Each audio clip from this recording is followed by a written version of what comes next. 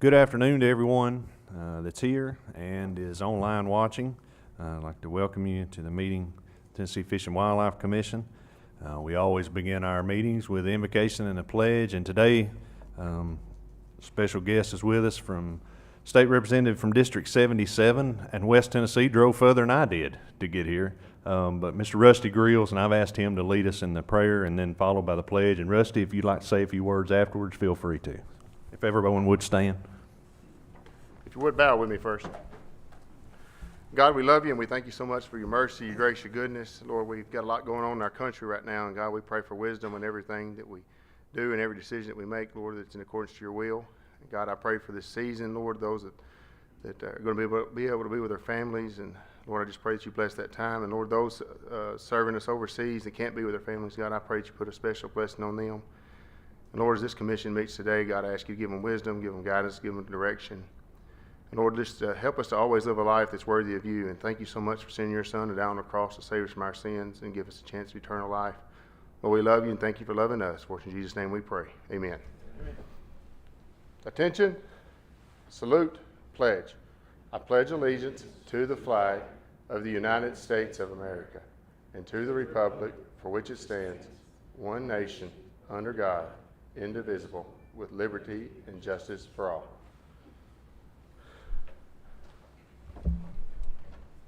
Thank you, Mr. Chairman. I'm Rusty Grills. I live over in West Tennessee in the big city of New Bern, right north of Dyersburg. I got elected last year, about December the 19th, so I finished a term for Representative Sanderson when he decided to resign.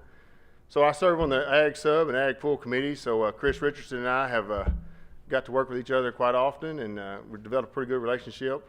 I know a few of these folks up here, and got a pretty good relationship with them. But I actually farm for a living. A full-time farmer. I'm a ninth-generation farmer. I farm with my dad and my two brothers. So I'm pretty much been involved with a lot of these things that y'all have to deal with on a daily basis and a regular basis. But I just come over here because the duck blind drawing is a little bit of a hot-button issue in my part of the world. So the people in my area, I just want to be able to be here to represent them and show an interest and see what's going to go on today. We wish y'all the best. Thank you for what you do, and I hope you have a Merry Christmas. God bless you. Thank you, Representative Grills. Danette, would you call the roll, please? Angie Box. Here. Jim Ripley. Here. Dennis Gardner. Here. Jimmy Granberry. Here. Steve Jones. Here. Connie King. Here. Tony Sanders. Here. James Stroud. Kent Woods. Tommy Woods. Here. Hank Wright. Here. Brian McLaren. Here. Kurt Holbert. Here. Chairman, we have a quorum. Thank you, Danette. That pole was right in the way, so I can't see you today, so it's dangerous. Director Wilson, do you have any announcements you'd like to make? Mr. Chairman, I don't have any announcements, but I would just like to recognize the folks who cooked the fish today. Appreciate their assistance. It was delicious. Also, Commissioner Ripley, thank you for letting us go to your aquarium today. We appreciate that. And also the Region 4 staff for providing us with snacks and drinks in the back. So thank you. Absolutely. Any commissioners have any announcements? We'll get started. I'm going to go out of order on the agenda. Just one item I'm going to move up. We've got an individual that's here and needing to go somewhere else. But I'm going to call on Jennifer Wisniewski, if she would come up and let her do the further introductions.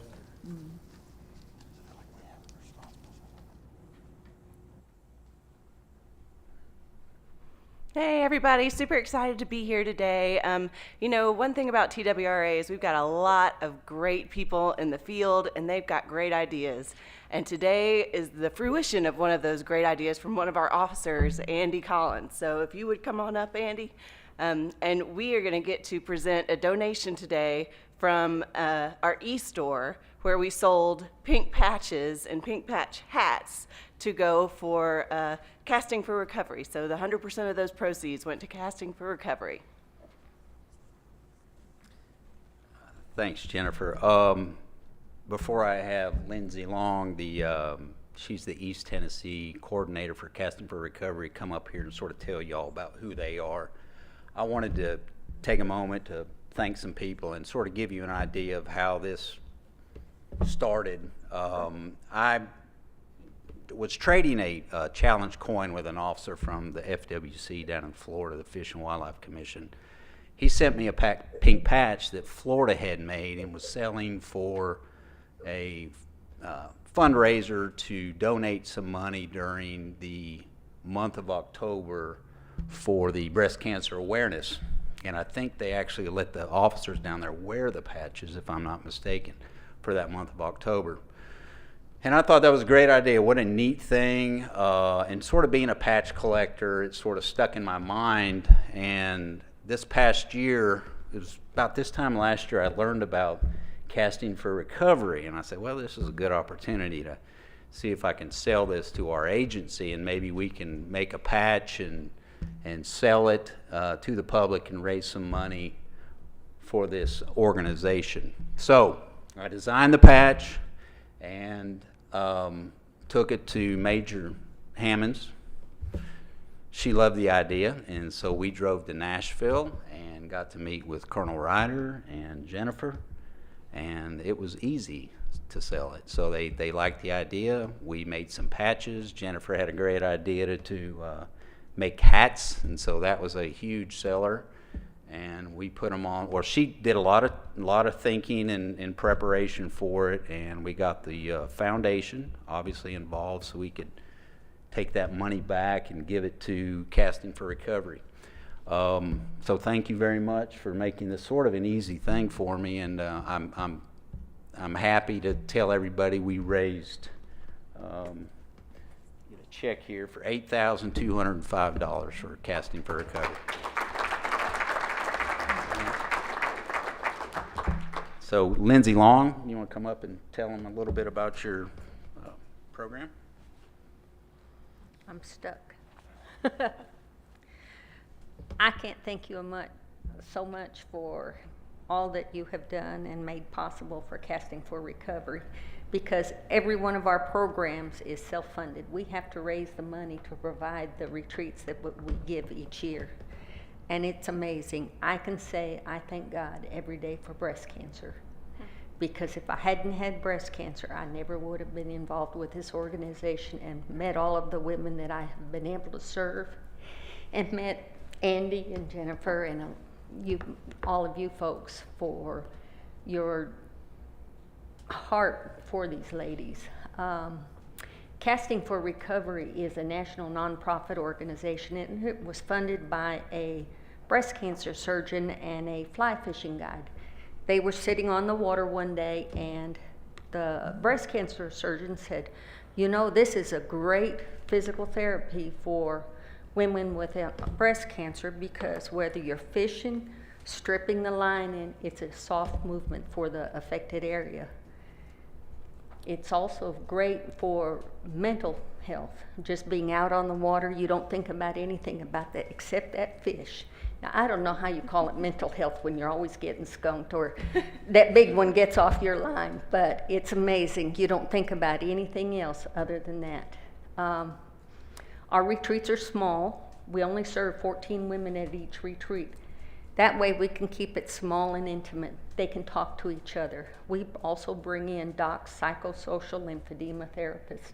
So if there's anything the ladies need to talk about, they can go to that individual one. But if you ask any woman what is the most important thing about that retreat, she is going to say it's the fly fishing.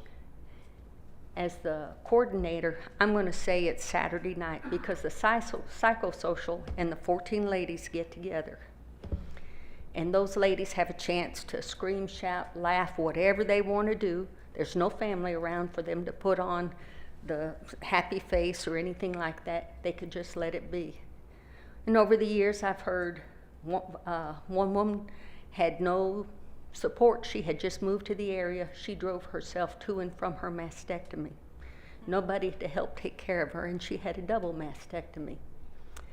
I heard many women's husbands had left them. One woman was married to a plastic surgeon. He said, "It's just breast cancer, get over it." Well, needless to say, they're not married anymore. One year, 4 women were talking, and they had all thought about suicide during their breast cancer adjournment. But the thing I hate most about cancer is it takes lives.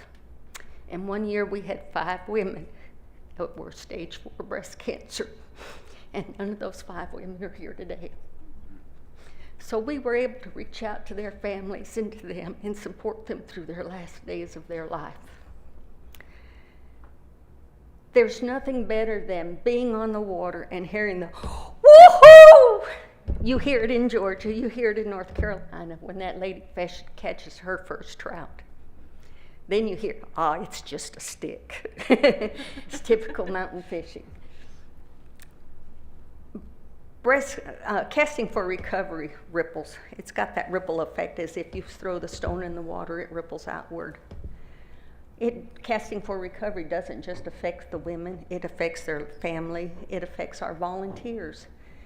It affects the neighbors in the area when they see the difference made in the lives of the women. But one particular volunteer his participant was very vocal when they were out fishing. And she talked about her journey. And Chuck, being a good volunteer, he listened to everything she said. What Chuck didn't know was 8 months later, he was going to have to take everything Mary said to him to heart, because his wife was diagnosed with pancreatic cancer, and she wasn't going to live much longer. This program is amazing. I can't tell you all of the lives that I've seen changed, not just here in Tennessee, but across the country. There's 43 programs in the United States. Casting for Recovery is now in Canada, the United Kingdom, and Australia. It's all volunteers. We have 5 national staff. The rest of us are volunteers throughout the country providing these programs. But it's only with the help of individuals, local companies, national corporations, and organizations like you and foundations that make these retreats possible. And from the bottom of my heart, I thank you.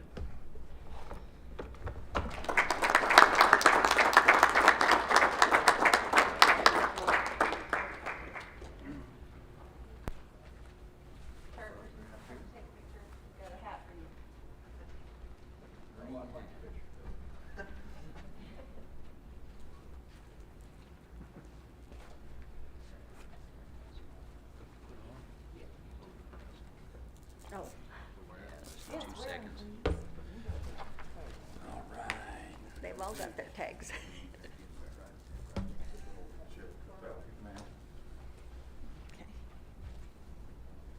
Signing day here.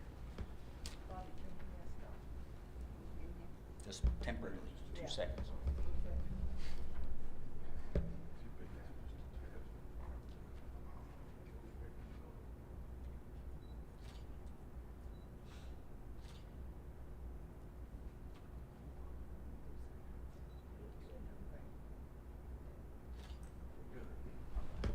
Thank you. There you go.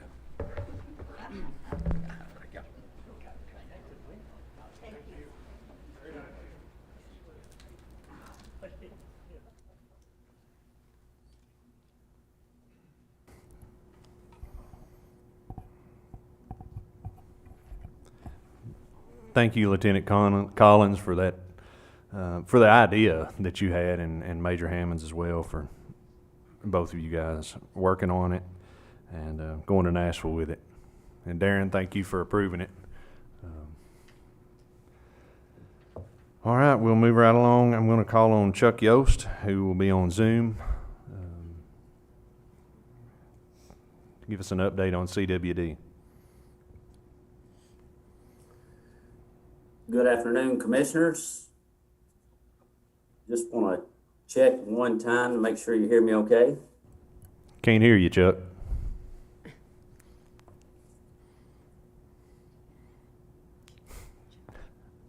Try it again.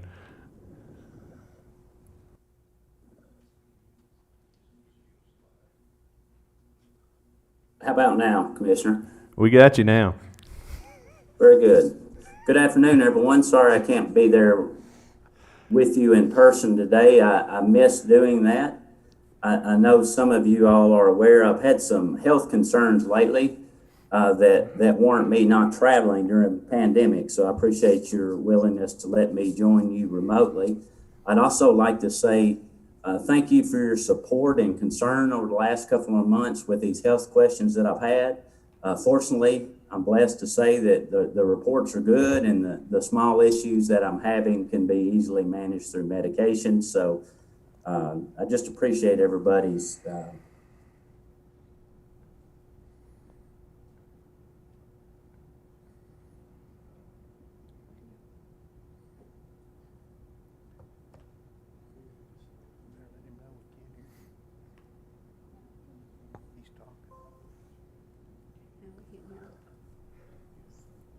Mr. Chairman, I lost the audio. Okay. You gonna get him back?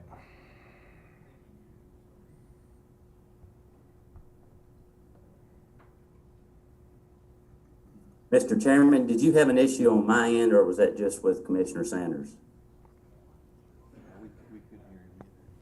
Try I it can again, hear Jim. you now, We Chuck. got you now. All right, so with that, I've got exciting news as far as the report I have to share today, and I'll jump right into that. I'm going to focus on the harvest and then more specifics about CWD management.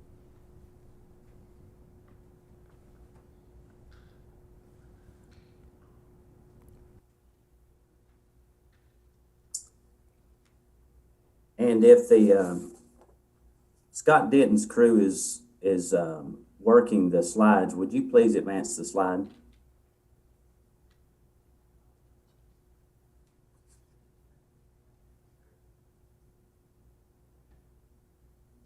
Chuck, you'll need to advance on your end if you can, please. Yeah, that's what I'm attempting to do.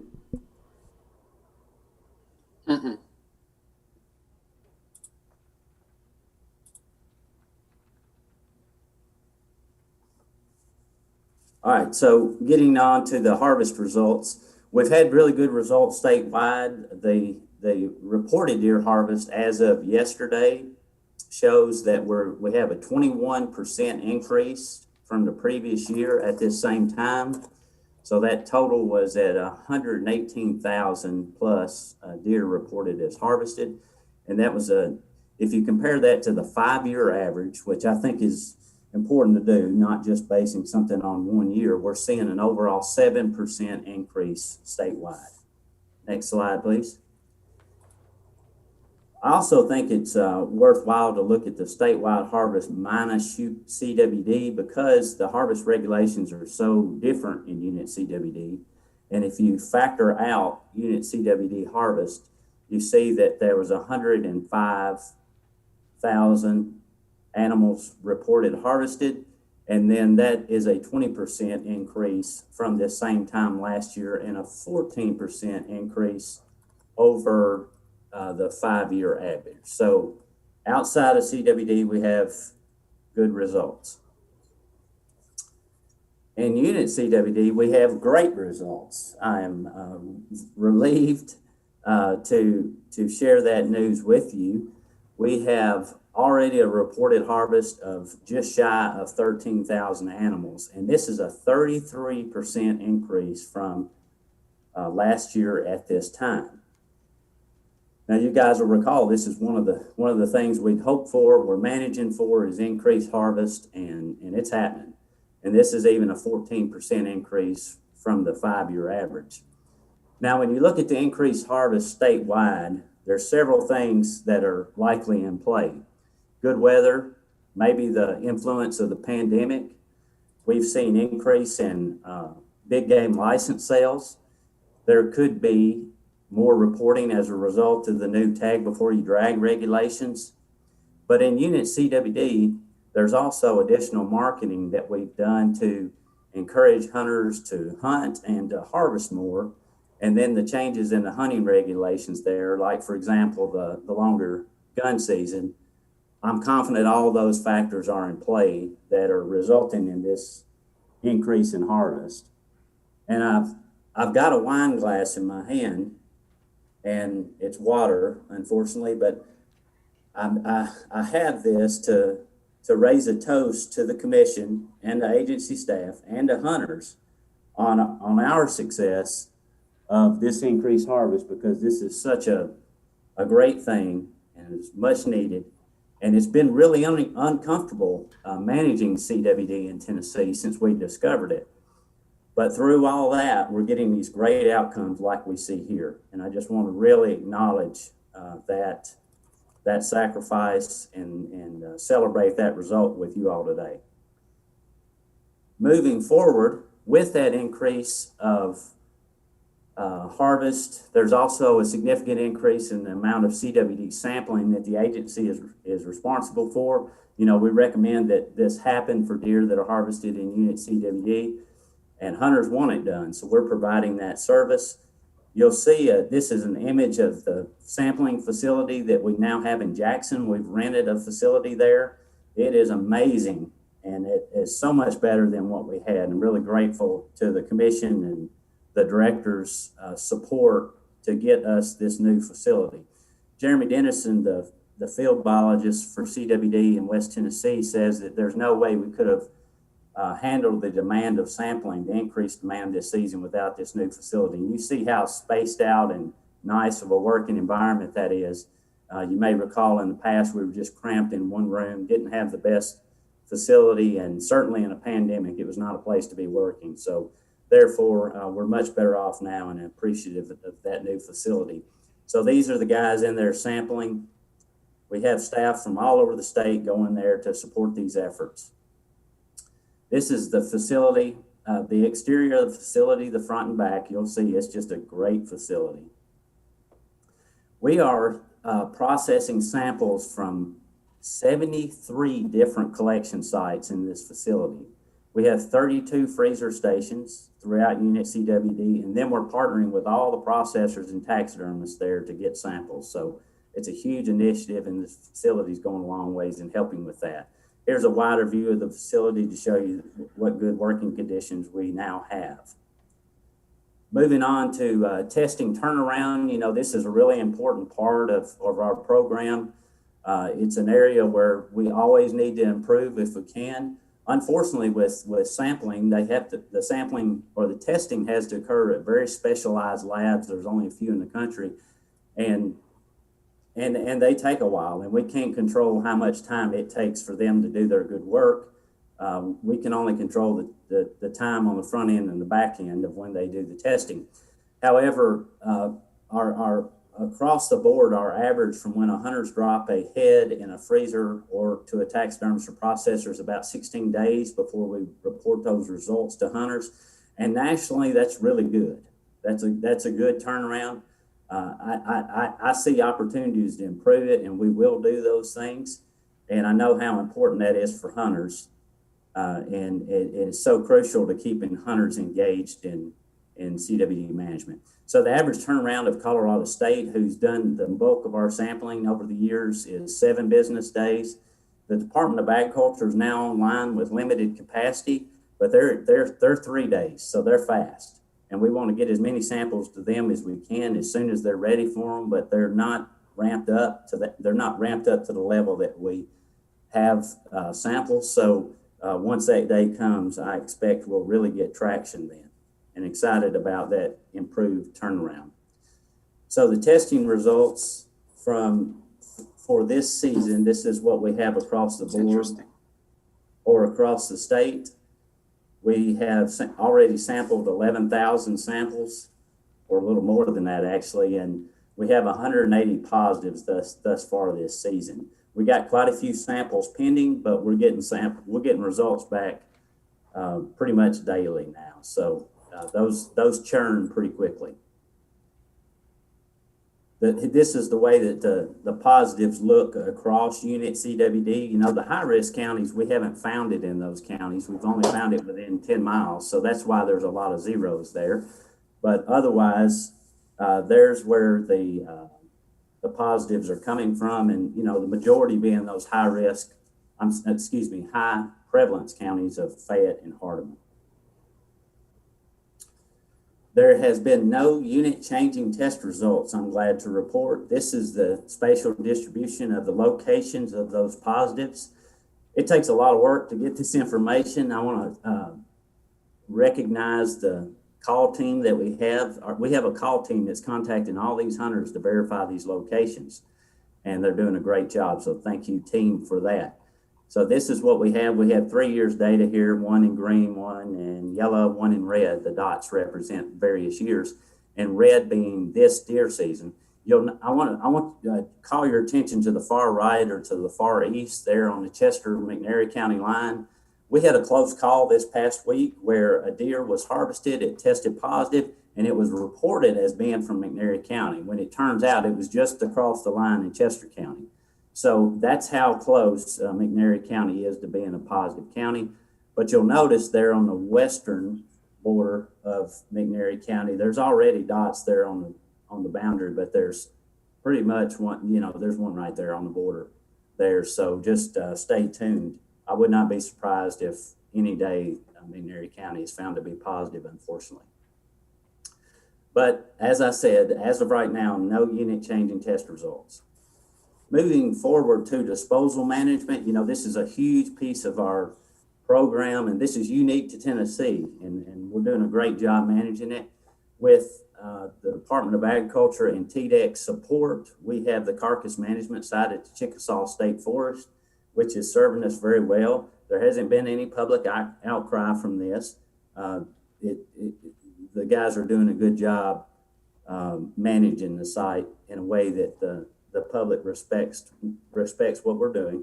There are 6 processors currently using this, and there's also containers available there for individual hunters to leave carcasses if they want to dispose of their deer. And this site should easily get us through deer season. So that's a great thing, and all is well with the management of this site. Regarding the incinerator at Fayette County, we're still in the motions of procuring that incinerator, and anticipate that be available this following deer season. Moving on to targeted removal, I want to show. Chuck, is this an appropriate time to ask a question, or would you prefer? This is David Salyers for me to wait to the end. I'll defer to the chair. I would rather wait till the end if that's all right, Commissioner Salyers, and then I'll call on you first. Okay. That's perfectly fine. Thank you. All right, so in regards to targeted removal, this would be harvest by USDA Wildlife Services following deer season. And this is on properties with landowner permission and the agency partnering with USDA. These locations that you see here in blue, these are what we call our spark locations. These are isolated areas of CWD, as we know, on the periphery of the spatial distribution of where CWD is in the state. So these are the outer fringes of CWD as we know it. We want to focus and have additional take in these areas to help control the spread of CWD. The blue signifies properties of 10 acres or larger in those spark areas or that 3-mile radius. And we're going to focus more effort there and hopefully kill more deer in those areas. Those are in Haywood, Madison, and Chester counties. And I wanted to report to you, you know, landowner recruitment is a big to-do, for lack of better words, for targeted removal. And we're having really good success. We've got 6 signed agreements. We've got 13 additional verbal commitments. And we've got access to over 300 acres in all 4 of these sparks so far. The city of Jackson is also partnering with us on applicable city properties. And also, as a result of our recruitment efforts, we've also had at least 5 landowners get CWD management permits for them or their designees to take additional deer outside of deer season. So that effort's going really well. And on to communications, you know, maybe half or more of CWD management is outreach and communications. Thank you to the communications division for all their support. We've recently had 3 Facebook Live meetings that have gone well. We've got ongoing messaging in unit CWD to encourage hunter participation in harvest. And then we've had the continuation of our partner briefing calls and roundtables with our border states. I'll text you. Okay. And I'm nearing the end here, so just so you know, the next thing I'd like to brief you on is the Canine Detection of CWD project. This is a one-year USDA grant where we're in partnership with Colorado State and the National Wildlife Research Center to train dogs to detect metabolic changes from CWD in feces, urine, and in the environment and carcasses. This training is underway now using deer feces from Tennessee, and we're also providing them testing results so that they know whether they're positive or not. They're also getting deer parts from other parts of the country to pull off this research. So what we stand to gain from this is optimizing our targeted removal efforts and being able to identify potentially positive carcasses in the field someday. So very significant research that we're partnering with those organizations. Our next steps for CWD management is to continue our sampling throughout the season that hunters want for their deer that they want to have tested. This is a very intensive effort and requires a lot of staff, and will exhaust the Wildlife and Forestry Division, and we'll probably have to lean on other divisions for support throughout the season. We're going to continue the incinerator acquisition. We're going to conduct surveys to do density estimates in unit CWD to get a better measure of the deer population so that before we do targeted removal and any other management interventions in the future, we'll have a baseline to compare our results of those actions to. So, and then there's the targeted removal. So that's the plan in the short term. Real quick, I'd like to thank James Kelly, Lynn Barrett, Joyce Sweeney, Steph Carnes, Amy Snyder, Jason Harmon, and the Chiefs of Wildlife for helping put this presentation together. Also, special thanks to field staff for all their support. They're doing remarkable work. And lastly, to the call team and data teams that have been working so hard. And then again, the outreach and communication staff for being so supportive. Thank you. Thank you, Chuck. I'm going to call on Commissioner David Salyers, ask the first question. Yes, Chuck, I really wanted to go to incinerator acquisition, and I understand there have been some problems in that process, and just curious as to know how staff is working through that to make sure that's going to be in place by next deer season. Thank you, Commissioner Salyers. I'm going to call on Chris Richardson, who's here and up to date on that. Chris, if you would, I'll let you answer that. Thank you, Mr. Chairman. And Commissioner Salyers, thank you for the question. Yes, I think you're well aware that the initial bid process that we went through when in discussions with that particular manufacturer that was originally awarded the bid, it became clear that we were not on the same page as far as the machine we were going to get. Ultimately, the advice from Procurement Office was to terminate that contract for convenience, which we did so.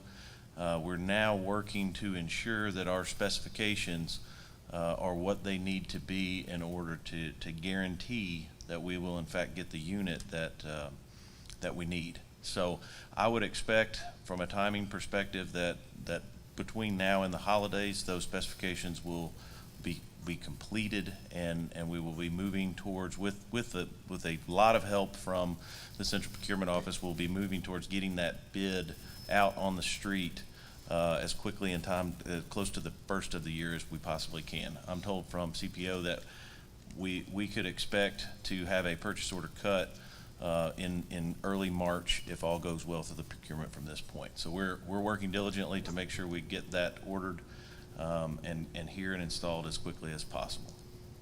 Okay, thank you, Mr. Chairman. May I have a follow-up question on that? Yes, sir. The floor is yours. Yes. So with respect to that, I do understand that the Central Procurement Office is looking at emergency purchase protocols, things of that nature. I just want to make sure that that staff is working closely with the Department of General Services, a division of Central Procurement, to make sure that happens. You know, I know our board of directors over at disposal had an emergency rulemaking hearing to allow disposal of the carcasses, but that's gone March 31st, and they're really anxious about the acquisition of the incinerator and how we're going to get there. So I want the commission to be aware that there's a strong emphasis on this from our regulatory board in how we proceed, and just want to make sure that staff is working very closely with CPO to make this happen.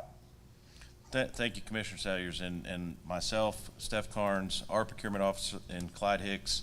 We are working directly with those folks, and we will continue to explore and ask some questions about potentially those emergency procedures.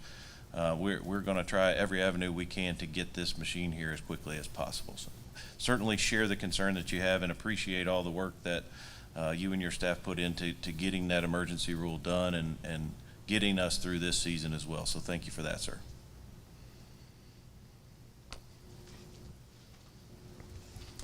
All right.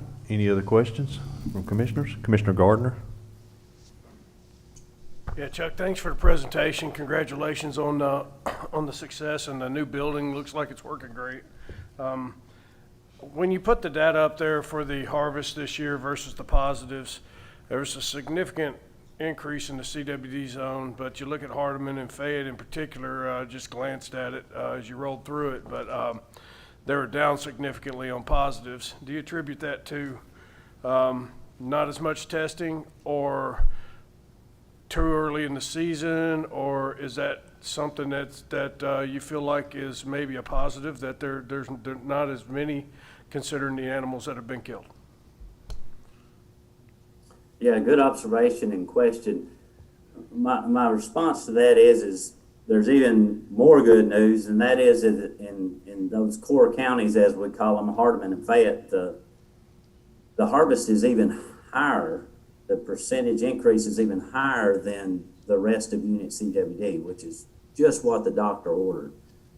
Now, the reason why I believe there's not as many positives out of those counties yet this year is just because of where we are in the season. I think at the end of the year, it'll either be near the same or more.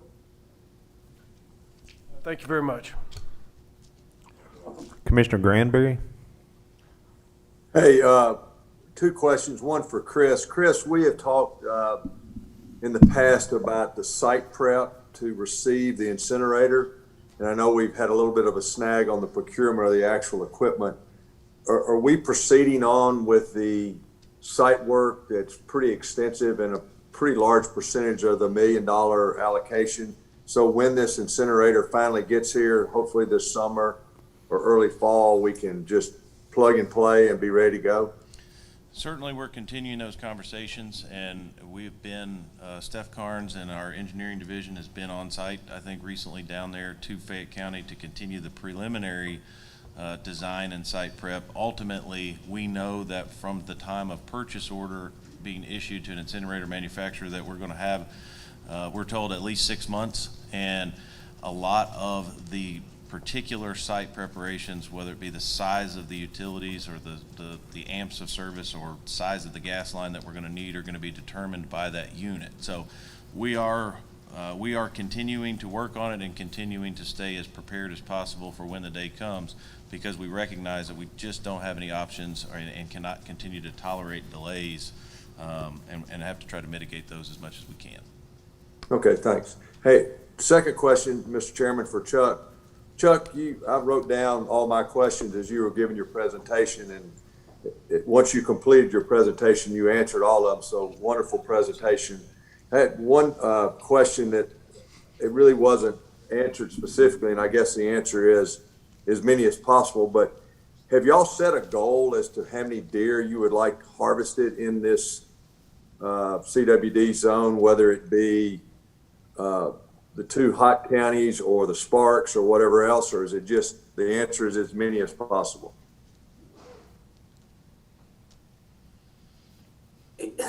That's a challenging question to respond to, because the answer is yes and no. I mean, we certainly need more harvest in these counties and to control the spread.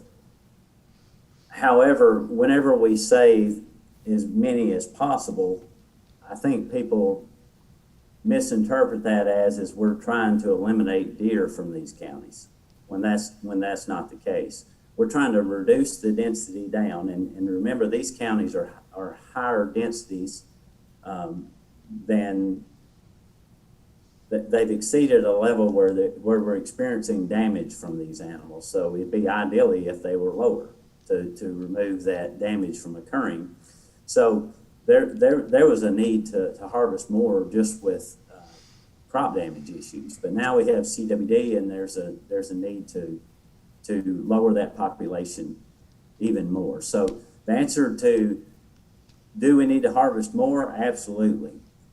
Could we harvest too many if all the hunters of Tennessee focused on these counties and fulfilled all their limits?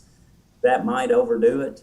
The answer is somewhere in between. And to directly answer your question about the number of deer, is that it's not to say a number of deer that we want to harvest. There's not a good number that I could give you, but I can say that we would want to get, ideally we would have deer densities at 20 deer per square mile and not exceed that, based on the circumstances that we currently have there. So I guess you kind of answered my question. The goal might be relative to density, not to numbers. Yes, sir, and prevalence, because, if prevalence is really low, then you don't need as much harvest to keep the disease from spreading. What is the density now? Do y'all have, is that what you're working on? As you said, We've got, I could throw you some numbers, but they wouldn't mean much. Whenever we do that density estimation, immediately following deer season, we'll know for sure. Okay, thank you, Chuck. You're Glad you're feeling better. Thank you. Thank you, Commissioner Granberry. Commissioner Wright? Thank you, Chairman Holbert. Chuck, I had a question about I know the CWD harvest is higher right now. Harvest in unit CWD is higher. And I know it was quite a bit down last year. Can you comment on like the 5-year average and where this year stands? Are we just up from last year, or are we really up over time? We're really up. If you compare to the number for unit CWD as a whole was 14% higher at this point in the season compared to the 5-year average. So that's the real number, and I expect that good result to continue throughout the season. Great, thank you. Any other questions? Yeah, this is Commissioner Salyers. I do have one more I wanted to follow up. I don't know if this is Chris or Chuck, but as we're going through this process, the stakeholders and our regulatory staff and our board of directors is very curious about what we're doing to avoid any further critical path delays in acquisition and installation of the incinerator. Is there an engineering consultant on staff looking at site prep and the things that can be done to make sure that we do have the incinerator in place by next deer season? Commissioner Salyers, certainly our engineering division is working alongside us.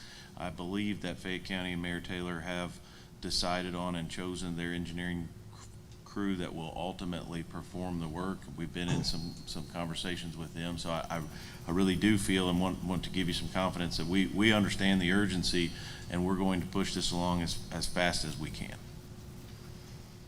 Mr. Chairman, is there could we get say by the end of January, sort of kind of a status update on where we are with respect to the incinerator? Absolutely. We'll do that at the January meeting, which should be towards the end of the month. So we'll just do it during that meeting if that's okay with you, be a great time to update us all. That's perfect. Thank you. I just have a lot of constituents I have to answer to. Thanks. Thank you, Commissioner Saggers. Any other questions, commissioners? Anybody on Zoom got any questions? We'll give you a second. I know there's a little bit of a delay.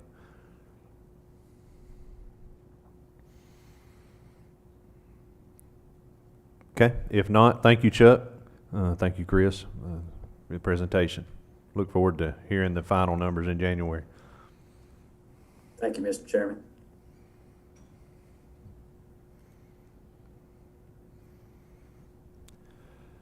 Okay, I'm going to call on Chris Richardson, our Assistant Director, for a rural preview of the public land duck hunting.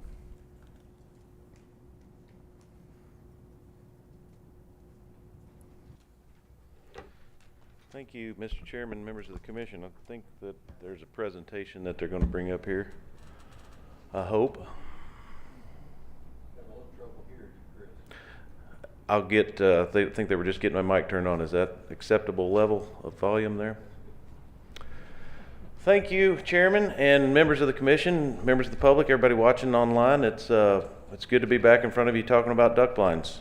We had some productive discussions both internally and had a productive meeting with some members of the public down in Parsons, Tennessee, and we are now ready to preview to you all our proposal for amendments to the rules and regulations that will allow us to make some fairly significant changes to the way we administer public land duck hunting in Tennessee.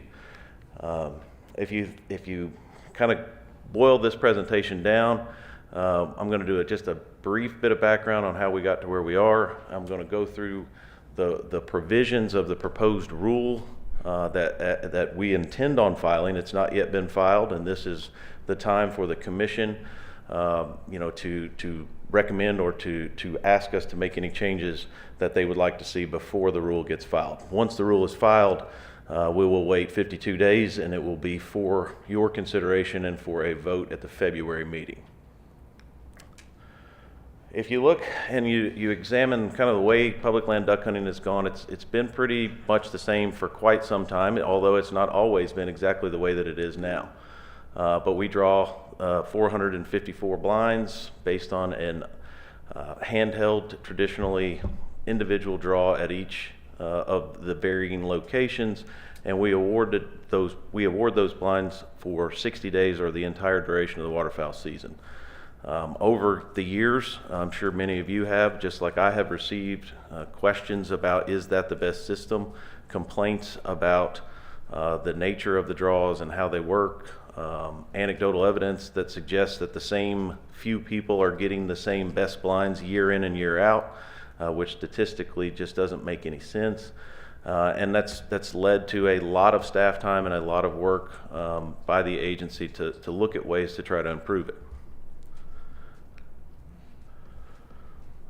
We have to continue to seek the public input as we did at Parsons, but we're not done with that yet. Obviously, you all have gotten a bunch of emails about complaining about our proposal. Well, I'm here to tell you this is the first time we've made any kind of proposal, so any proposal that was referenced before today didn't actually exist.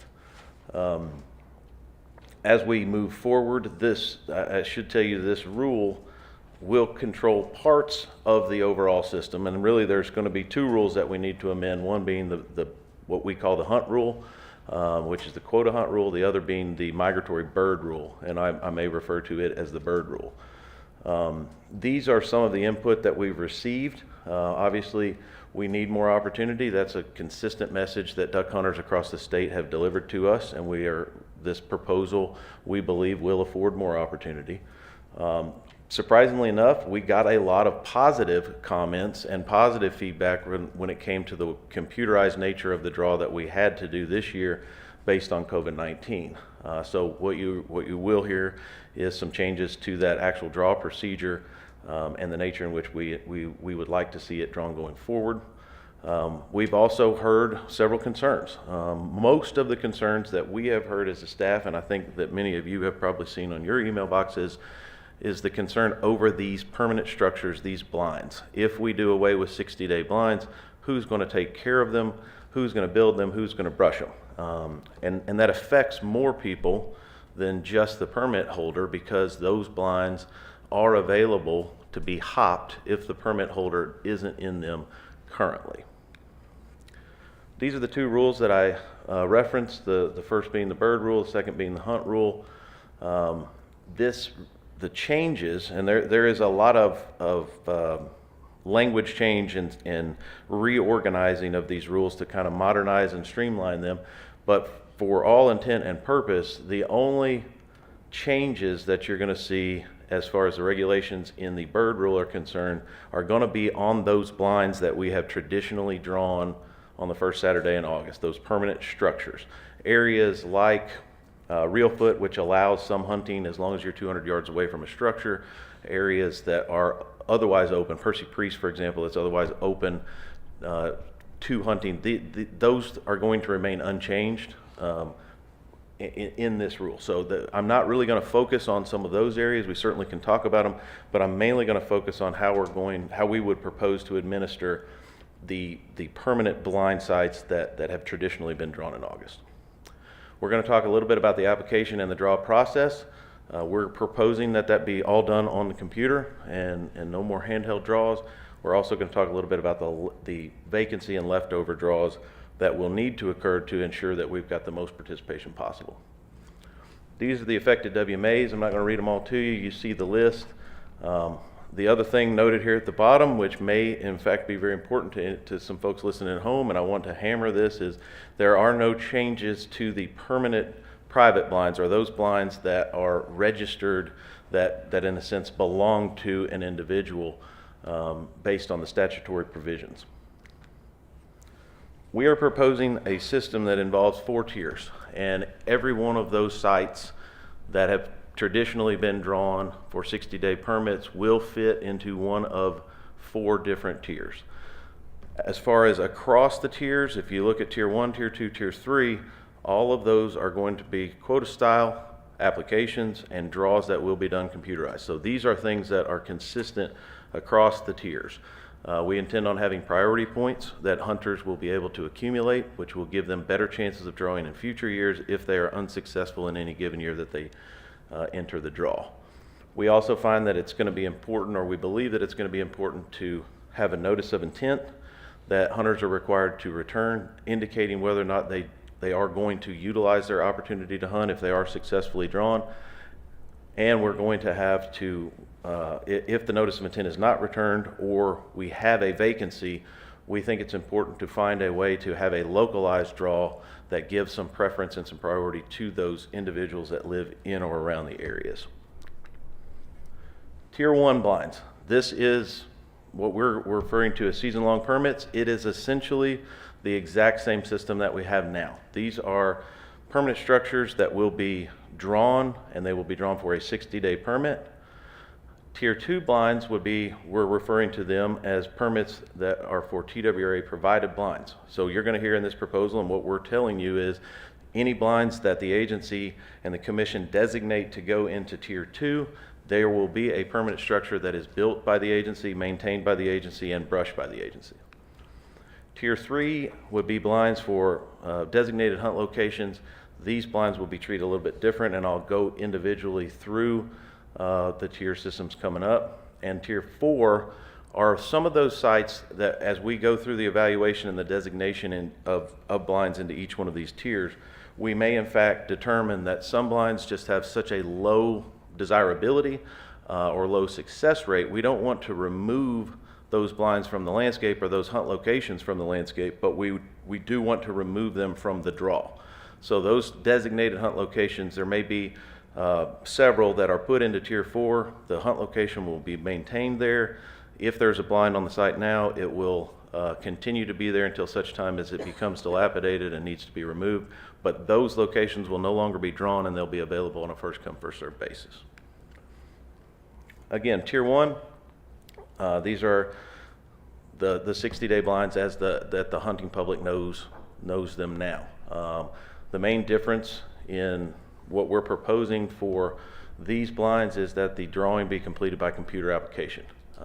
By completing by computer application, we have fixed any issues that we had during this year's draw, if you put in as a party of 8, you will get 8 chances. I know that was a significant concern, and a significant amount of public comment was, if you put in as a party this year, the party just had 1 chance. We're going to have that fixed in this system. We're also proposing to place priority points in the Tier 1 blinds. So a person that is not successfully drawn for a 60-day permit will have a better chance the following year than any person that was successful in year 1. We hope that that helps spread the opportunity around and perhaps impacts the statistical anomaly of certain individuals having the same best blinds every single year. We would still need to have this draw, as we traditionally have in early August, to give folks the opportunity to construct their blinds or to make sure that they are in good, safe condition, and to do some brushing. The blind requirements as far as size and other provisions that are in existing law now would remain unchanged. On these sites, it's also important to note that blind hopping will be allowed. You'll hear me talk about blind hopping, and I think everybody knows, but basically what that means is if the permit holder for that site is not in the blind by legal shooting hours, that blind is available to anybody else that wants to get in it. Tier 2 blinds. These would be sites that are designated. TWRA would build blinds. We would brush these blinds, and we would administer these more similar to the way that we currently do Pagoda and Thorny Cypress, in that we would have 1 or more hunts per week. So we would be talking about drawing these for 3, perhaps 3-day and 4-day durations. On these particular blinds, we are proposing that hopping not be allowed.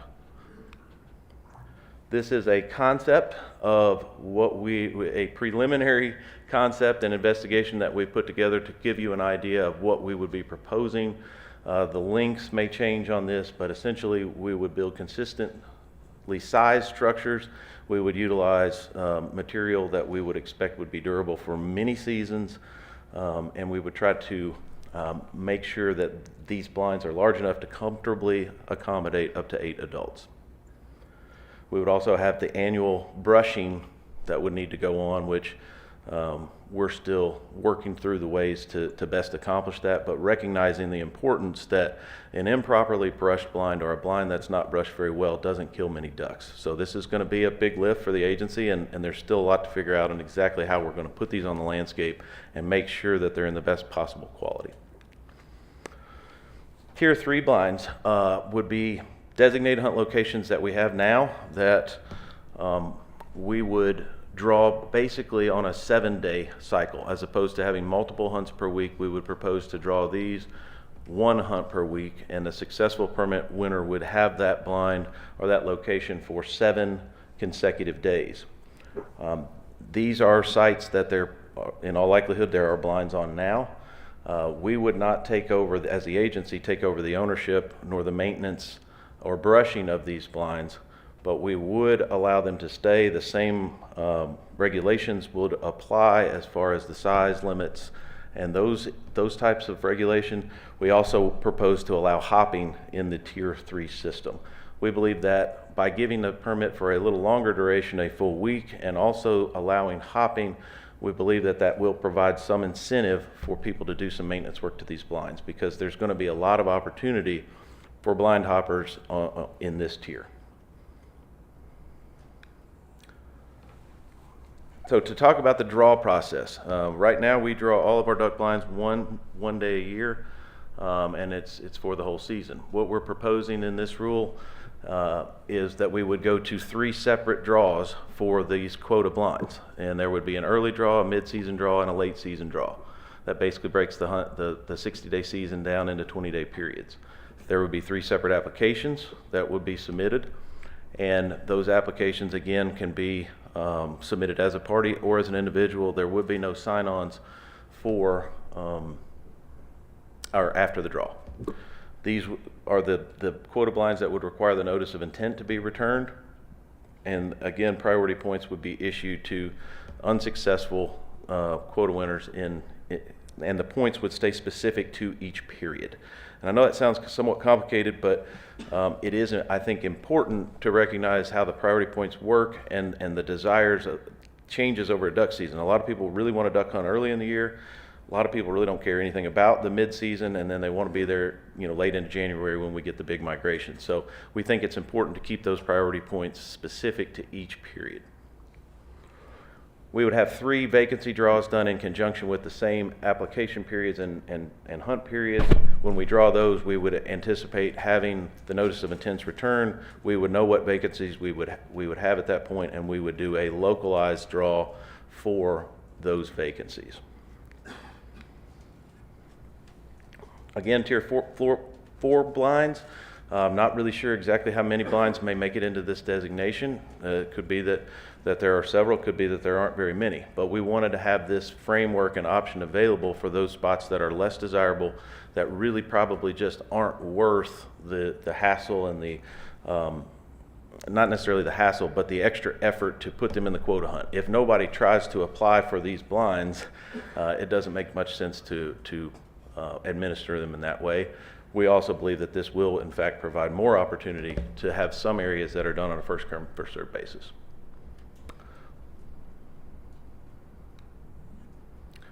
Again, just to recap, these are the 4 tiers that we're proposing.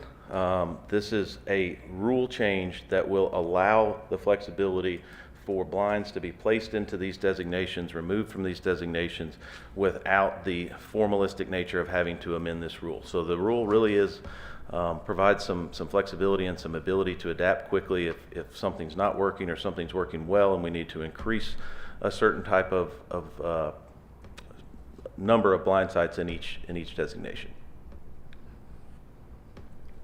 The notice of intent, if you're not familiar with it, we currently administer it on those quota waterfowl hunts that we have now on Pagoda and Thorny Cypress. It's popular. It's designed to try to reduce the no-show rate, and it is a process that we want to apply more broadly to these tiers now as we move forward. Again, on the vacancy or leftover draw, we're looking at different ways to administer this, whether it would be a computerized application, whether it would be, we've looked at some methods as far as going to geofence where someone could apply to make sure that there is a localized component. I think at where we are now, what we're ultimately proposing is a system that you would apply on the computer for a leftover, but we would have a local draw where we would have the list of names as the computer drew them that we would then announce in that local location, and you would need to be present there to claim your quota hunt. If you weren't present, then we'll move to the next name on the list until we get all of those administered. Overall, what we believe the benefits of a new system are is going to be increased participation, increased opportunity. We think that by having multiple draws and putting the draws closer in times to the actual hunts, that's going to provide a better system. Right now, if you put in for a hunt in January and you wake up, you have to put in so early that you're months away from when your actual hunt dates would be. This system is going to provide that you're going to be a lot closer to the time you're going to go hunting when you apply for that application. The computerized draw provides multiple chances for people to apply. They can now apply in more than one place. One complaint that we received in discussions with some hunters is that the fact that right now you have to choose which WMA that you want to go to, and that's your only option. If you're going to be an Old Hickory hunter, you go to the Old Hickory draw. That's the only draw you can participate in, where this is going to allow hunters to apply for multiple different sets of hunt dates at different locations. So I could apply for a hunt at Camden, at Reelfoot, at Pagoda, at Tigrit. Any of those locations would be open for me to apply to. We think allowing for the priority points is also a very significant part of the proposal, and we think that it will be quite popular once our hunters figure out the new system and they start to realize that if they're unsuccessful in one year, it's going to really increase their chances of being drawn the next year.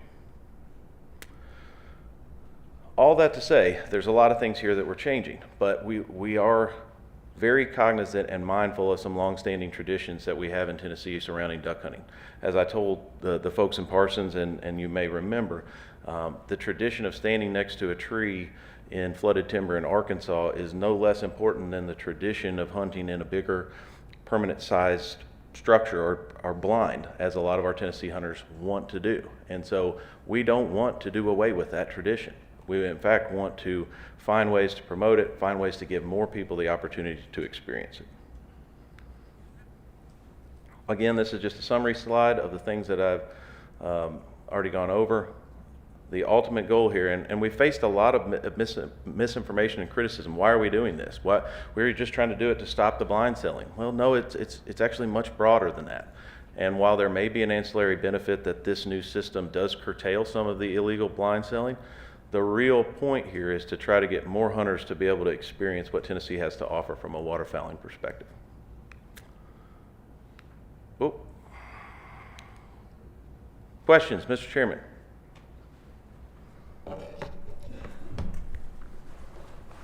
Sorry we're having to spin around in our chairs. We can't see this screen on this side of the room over here, so we're having to spin around. I've got Commissioner Sanders with the first question.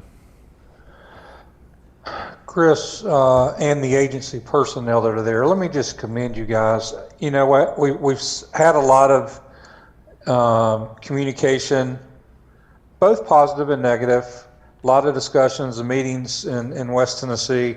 And I just want to commend you guys coming out with a proposal which I think really addresses a lot of the issues that we were trying to deal with. And even, but more importantly, I think gives us a lot more opportunities for hunters in other than people that can drive to the draw in Camden or Big Sandy, wherever. And we have the same issues here in some of our areas. The one question I have is on the blind hopping in Tier 3.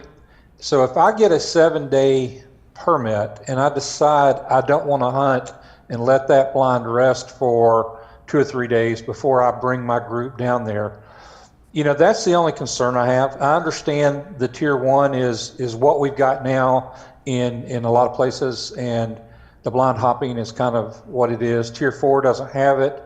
Tier 2 doesn't allow it, but Tier 3, which is also a quota, but it does allow. So that's something I would like us to look at, and you may already have looked at it. But if I put in, and I'll be honest with you, I will put in now from Chattanooga, I will put in for those opportunities because I may not want to put in for 60 days because I'm not going to hunt for 60 days. But if I got a week, I'm definitely going to hunt 4 of those days or 5 of those days, whatever, to come over there and because that's easy for the average working person to get the opportunity to go down there and hunt. So I do like that, but I do question the blind hopping for that Tier 3. Thank you, Commissioner Sanders, and it is certainly a topic that has had a considerable amount of discussion from staff internally. I think ultimately why we arrived at the recommendation to allow hopping there is hedging our bets a little bit. We don't want to inadvertently create a system that reduces the participation, and recognizing that sometimes people's plans change, or sometimes the weather might not really look good for duck hunting, and it might cause somebody to change their plans and not travel to those areas. We wanted to allow that hopping. The other really distinguishing factor between the Tier 3 and the Tier 2 is the Tier 2 blinds we're intending on building and brushing. And by allowing hopping in the Tier 3 blinds, we hope that it provides more incentive to more people to continue to maintain those structures, to brush those structures so that they are in fact available and ready for use throughout the season. So will it be just like it is now? If I'm in there by shooting time, then it's my blind, or correct? And it's okay. So correct. If you're the permit holder, you have priority over anyone else, provided that you're there before legal shooting time. Okay, thank you. That's all I have, Mr. Chairman. Okay, Commissioner Ripley. Thank you, Mr. Chairman, and thank you, Chris. I want to echo what Tony said. It's obvious that a great deal of thought has been put into this, and the agency is to be commended for that. On the hopping piece, like in the Tier 1 situation, as I understand it, you could have a party of 8 that gets permits. Everybody has a permit. But on a given morning, if there's only one of those permit holders that goes to the blind and there's 7 other spots vacant, can that blind be hopped, or does that individual have it? And and I'm looking to staff or to Ellie to correct me if I'm wrong, but my understanding is if there is a permit card holder in the blind prior to legal shooting, he has the authority to stop anybody else from entering the blind, even if it's only one of the 8 permit card holders. Okay. And I see Darren nodding yes, so, all right. Thank you. Commissioner Boggs? Thank you, sir. And thank you, Chris Richardson, for that presentation. It's given me peace of mind. Y'all put a lot of work into it, and I appreciate that. What about the handicap blinds, or how are they integrated in this system? They would remain unchanged, I think, is the intention there. Currently, the wheelchair-bound community that's utilizing those blinds does an amazing job. They're there for those people, and they do an amazing job of helping make sure that they get utilized by the people that need to be utilizing them. So I don't think we have any recommended changes for any of our handicap blinds. All right, thank you. Commissioner Wright? Thank you, Chairman Holbert. I just had a couple questions for Chris. I'll ask them maybe one at a time. Chris, first of all, is there any talk about changing the closing time or having rest days at any of the areas just to improve hunter experiences? The answer to your question, Commissioner Wright, is yes, there has been a significant amount of discussion there, and it is something that we certainly have received in comments, both in support and in opposition to a potential earlier closure or rest days. There is not a recommended change in this proposal at this time to change our current systems on each area. So if an area currently closes at 3, our proposal in this initial step is to keep that the same. Part of our thought processes there is we're changing a lot, and we don't want to bite off more than we can chew, and we want to keep this focused on what it is, which is changing our draw procedures to provide more opportunity. Certainly, I think that there's a secondary discussion going on in the background about how we improve the quality of those experiences, and the rest days and the potential moving the closure up earlier in the afternoon is certainly things that could help with that. So there's not anything in this particular proposal that addresses those or changes them from where they currently are. Perfect, great. Second question, it really revolves around economic impact to the communities, and I think that my intuition would be if we have more people coming in from out of town utilizing these blinds, they're more likely to eat out, they're more likely to stay in a hotel and support the communities. But I'd sure like to see something on economic impact. If the agency has a way to get that put together for us prior to the February meeting, that would make me feel a lot better. We certainly are working on that, Commissioner, and we have enlisted our friends both at the Department of Tourism and the Department of Economic and Community Development who are willing to help us quantify and put some numbers on what the potential economic impact of this new system could be. And I'm very hopeful that we will have that for you sooner rather than later, but at least by the February meeting. Good, that's all. Thank you so much. Commissioner King?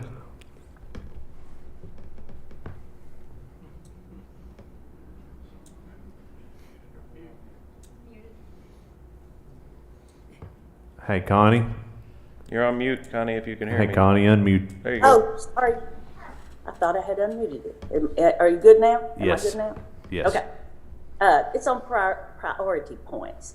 If you put in as a group, it's a group of 8, that means that's 8 chances, correct? That's like, it's like individual 8, that everybody has the same name, or just one group gets 8 chances?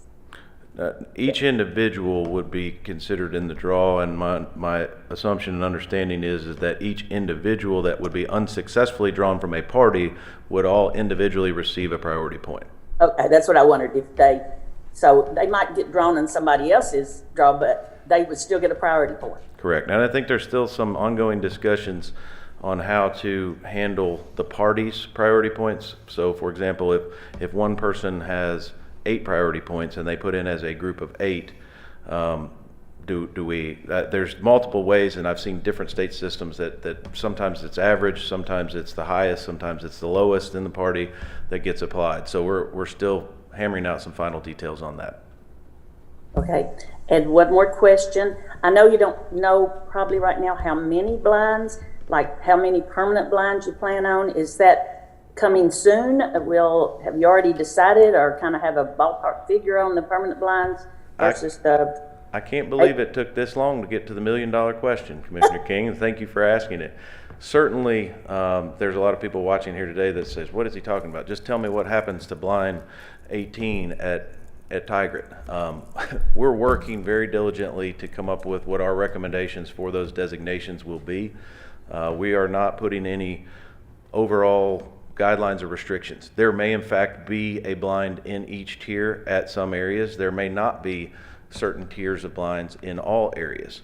We're not putting a quota or a cap to say we must do 10% of the blinds this way and 15% of the blinds this way. We're really trying to look at the specific areas and all of the issues surrounding those particular designated hunt locations to make sure that we put them in the best possible tier. So I don't have a number for you at this time, but suffice to say that there will be a significant number of blinds that are left as 60-day structures.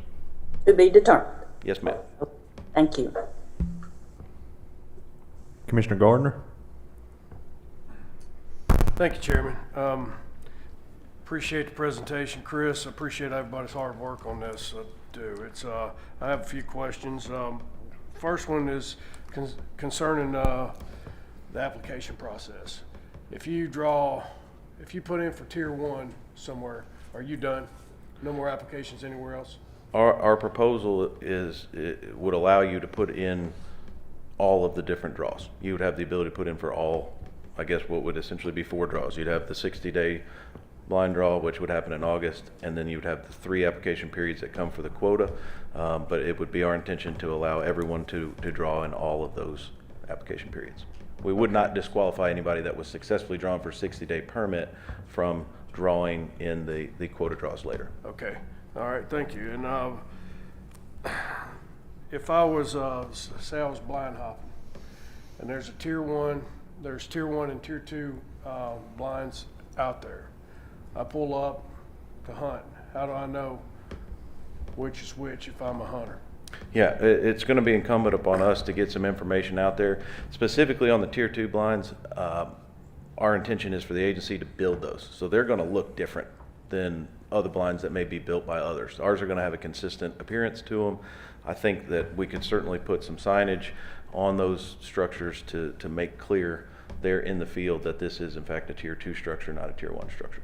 But it will be incumbent upon us to make sure that that's clear, and it will be incumbent upon our law enforcement officers to be able to make a case to say that that person knew they were hopping a tier 2 blind in order to successfully prosecute. That was my next thing, the enforceability of that. I didn't know if you or Darren or somebody want to. Yeah, it's all going to be. Figure it out. It's going to be dependent upon the facts of the case, but one element of any case of that nature is going to be proving that that person knew they were in a tier 2 blind. Right. And that's the intent to hop being allowed in some places and not in others. Again, incumbent upon the agency to make sure we have good maps that clearly delineate which blinds are which. And we're going to have to do something on the structures themselves, I believe, on the tier 2 blinds to make that abundantly clear. All right, and then just one last statement is I appreciate the drawing of the blind, but can you make sure there's a dog box on there? I think we'll make that happen. Oh, was there? Okay. Or you can have the dog tread water in the boat area. Either way. Commissioner Ripley, you go ahead. You got another question anyway, I think. Chris, back to that situation where you've got 8 permittees, like a tier 1 blind. If a single permittee shows up in the morning, can he, and he knows the other permittees are not going to be with him, can he bring guests in that situation? Absolutely. Okay. Up to a maximum number of 8 total. Okay. Thank you. 8 adults are all that is the max allowed in the blind at one time. All right. Thank you. Any other questions? Chris, I'd like to echo what several other commissioners said and thank the agency and Joe, thank you and your staff. I see several of them sitting here today. Thank you for the time that's been put into this. I know it took a lot of time. You've been working on it a while. I do have one question, and Chris, you can answer it, or Joe wants to, however you guys want to, but what's the research say about a rest day, or what is out there as far as rest days or early closures? Is that something that would benefit the hunters in the long run, or is that something we should look at? Or I'm just asking from a scientific standpoint. I know on the places we duck hunt, if you can allow them to rest and use an area, if it's got a food source, then a lot of times it's better to do that. But I just would like to ask that question, your thoughts on that. So, you would introduce yourself, Joe, for the people online. Sure. Joe Benedict, Wildlife Chief. Thank you for the question, Commissioner Holbert. So yes, there's research out there about rest days. I don't have it on the top of my head as far as how many days, those kind of things. It depends on a lot of factors. There's also research that ties rest days or number of hunt days per week to hunter satisfaction. So there's some information out there. We'll put that together and provide it to you all by January. I guess we could do that, just so you have that available. We're certainly happy to do that. That's fine, and I'm not proposing that. I want to make that clear, but I'd just like to see the data on it, and it could be a thing we could try on part of them and part of them not, just to see. Excellent. And so anyway, just ask for that. Any other questions? Chairman, just a finer point on that, and I had to confer with legal there. If the commission wanted to entertain adjusting closure periods, this rule would not be the location for that change. It would be in the WMA proclamations that would deal with opening and closing seasons, because essentially you'd be setting the closure times for those areas or closing it on certain days if you were considering rest days. So that is most appropriately done in the proclamation, which the commission will consider, I believe, this year for waterfowl in March, April timeframe.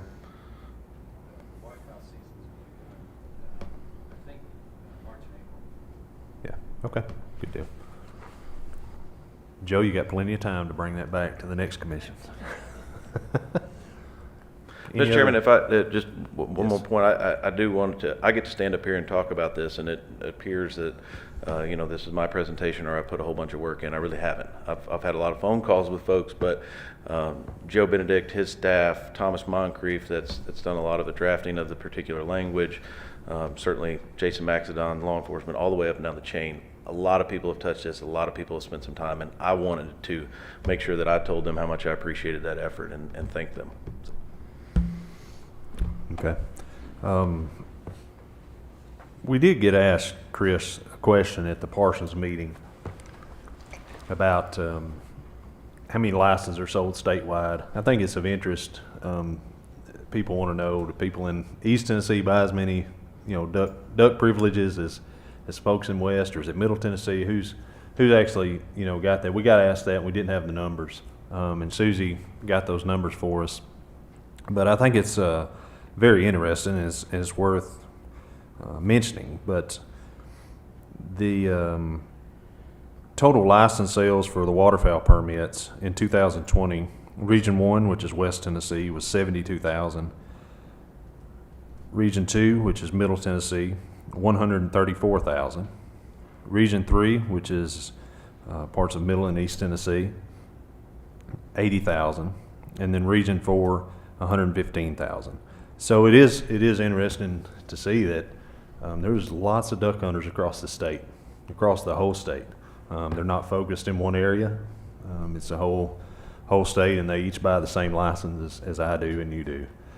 So anyway, but I wanted to announce those numbers. We got to ask about it at Parsons. They deserve to know those numbers. So thank you again for the presentation. Is there any members of the public that have questions today? Seeing none. Thank you. Thank you, Mr. Chairman. We're going to take about a 10-minute break, and we'll come back in at 2:45.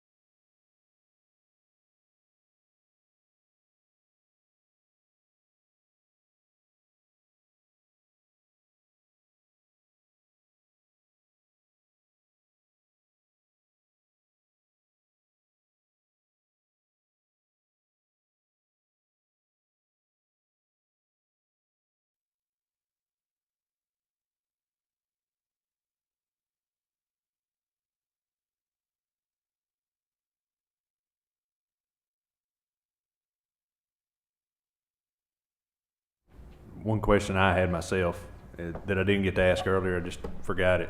I'm trying to keep up with the other questions that other people were asking. But Chris, we're going back to the duck blind rule. My question would be, is if under the new system, or could a person hire a guide if they had a spot, if they were one of the people, could the guide go with them, put out the decoys? If they were from another area and didn't know Tigrit or whatever WMA it might be, could they call a guide in that area as long as they had a guide license and hire that guide to go and put out their decoys and do the calling and take them to the spot? Would that be legal? Absolutely, Chairman. Thank you for bringing it up. The only thing I would offer is those places that have a max party size of 8. If you bring a guide, that's going to count as 1. So the guide would not be in addition to that max party size, but absolutely, provided that the guide has the appropriate Tennessee guide's license and is in that business, that would be absolutely legal to have that person employed on that permit that an individual drew. Okay. All right. Thank you very much. Thank you.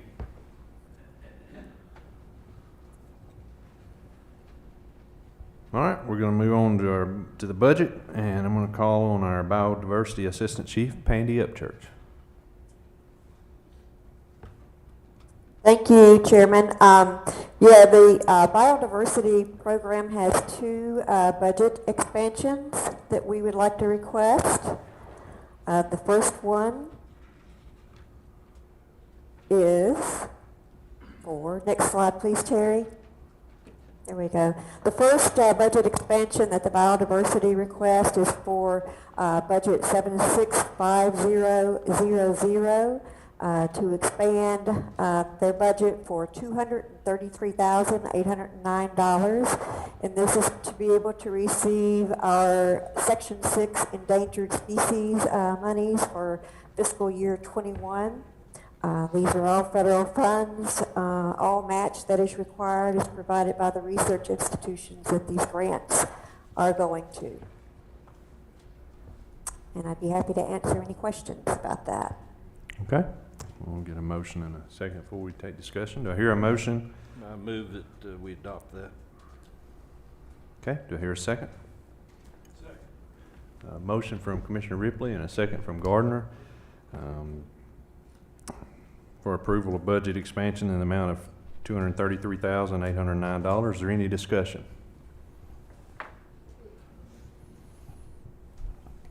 Any comment from the public?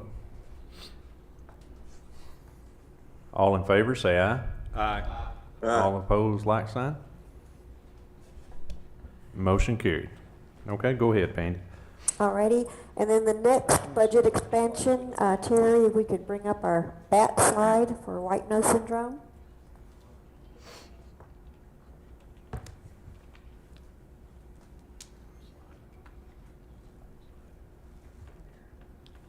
Okay. Do we approve? Do I hear a second? Second. All right, Well, here we go. Here's There our it bat comes. slide here.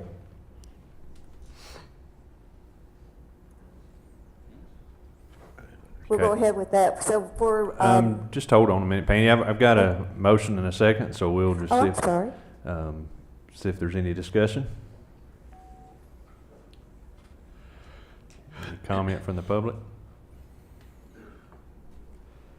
All those in favor of the budget expansion, $39,200, the white nose syndrome grant, let me know by saying aye. Aye. All opposed? Motion carried. Thank you, Pandy. You got away easy on that one. I didn't even present it, and I got, but thank you very much. But Thank I you. would like to say, if you don't mind, is that white nose syndrome is a grant that Josh Campbell applied for in Region 2 from the U.S. Fish and Wildlife Service. And it helps us to conduct the surveys that we need to conduct for the white nose syndrome. And at some point, we would like to present to the commission the work that we've done on this disease that affects our bat population. And Josh welcomes that opportunity, and we would love to do that at the January meeting if possible. These funds do not require a match, but he does have to apply for them, and he did receive them, and it helps us in our research. So anyway, in the future, we'd like to present our data on our white nose syndrome research. But thank you very much. Thank you, Pandy. Okay, we'll call on Ken Tarkington. Thank you, Mr. Chairman. There should be a two-page report in your book or on the screen. I'm reporting through the month, financial month of October. November has not yet been closed by Finance Administration. At the top of the first page, the boating fund is detailed, and the registration income through this point in time of this fiscal year is $531,000 more than what had been projected for the same period of time. And on the expense side, the budget has expended almost 23% of its annual allotment. In the middle of the page, the Wildlife Fund similarly has increased income over its projection of almost $1 million, $997,000 through October, and its expenses to date are approximately 23%. At the bottom of the page, the Wetlands Acquisition Fund has a current balance of $14,800,000. And to the second page, which details our invested funds, our 4 accounts through the month of October had a slight decline of about 0.6% for the period, while the SPIF, or the State Pool Investment Fund, is at approximately 21.21%. Any questions or comments? Any? Commissioner Kent Woods? Can you go back one screen? On the lifetime license, what is that SPIF? That's the State Pool Investment Fund. The Treasury will invest idle funds for a short-term basis, and their rate for that particular month was 0.21%. At any given time, it can pay more than the long term, which is what our other investments are in, or it can pay less. It just fluctuates. Okay. All right. Thank you. Thank you. Any other questions? All right. Thank you, Ken. All right, at this time we'll call on David Lowrie, our R3 and Outreach Manager.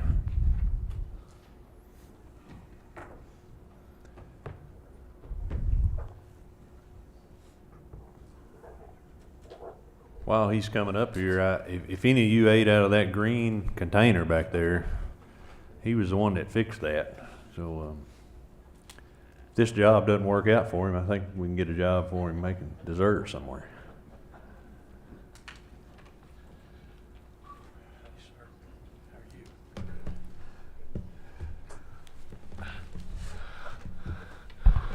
Good afternoon, folks. I'd move faster if I was able, but I'm still recovering from back surgery, and physical therapy is beating me up. So thank you. Again, I am David Lowrie. I want to thank the Commission for the opportunity.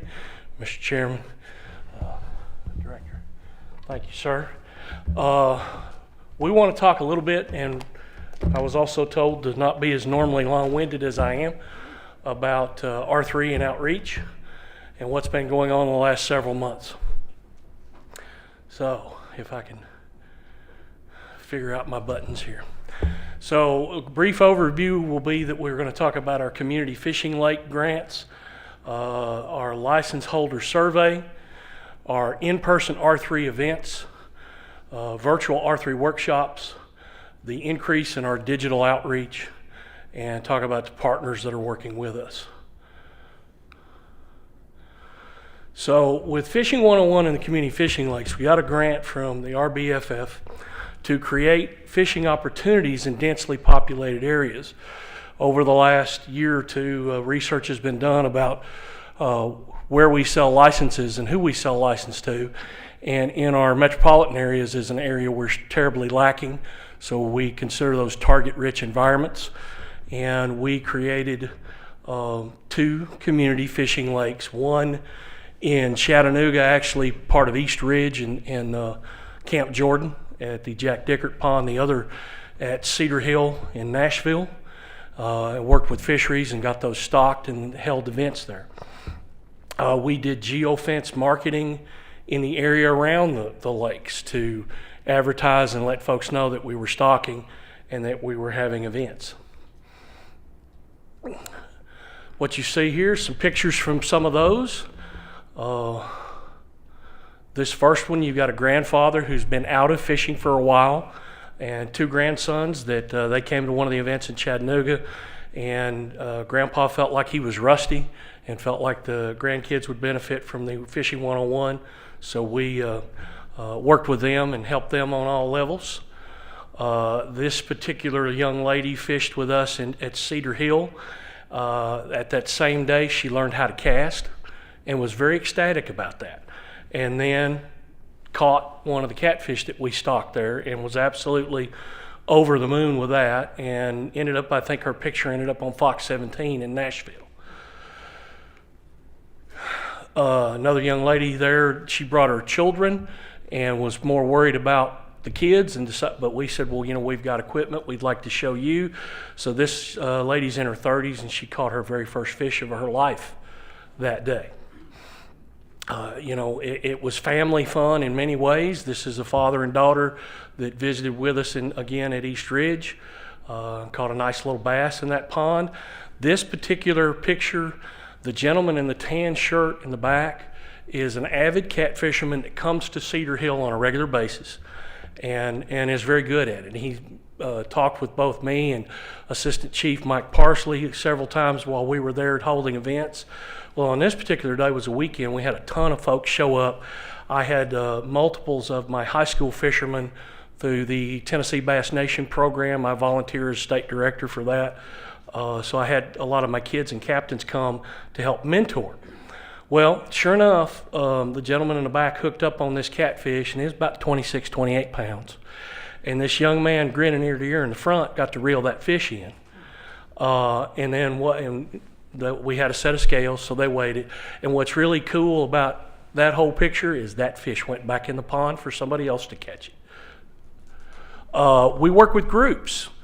We had the folks from Outdoor Afro in Nashville reach out to us, and they are a group that targets African Americans to get them back out in the outdoors, hunting, fishing, camping, hiking, whatever. And their leader talked with Mike and I one day and asked if they could come in as a group to one of our events. And they had people there that had varying levels of fishing knowledge, some with none and some with limited. And we worked with them, and they had a good day.